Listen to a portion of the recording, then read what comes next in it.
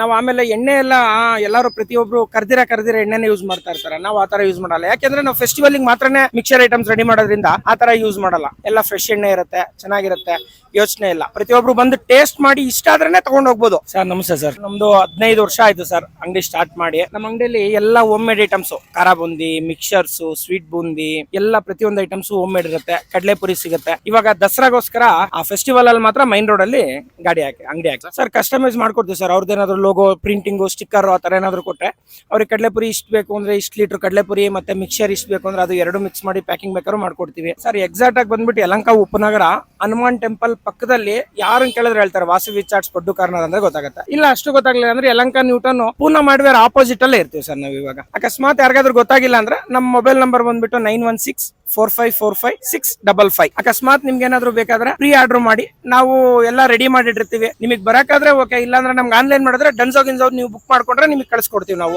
ಯಾವುದೇ ರೀತಿಯ ಬೇಕಾದ್ರೂ ನಾವು ಸೌಲಭ್ಯ ಮಾಡ್ಕೊಡ್ತೀವಿ.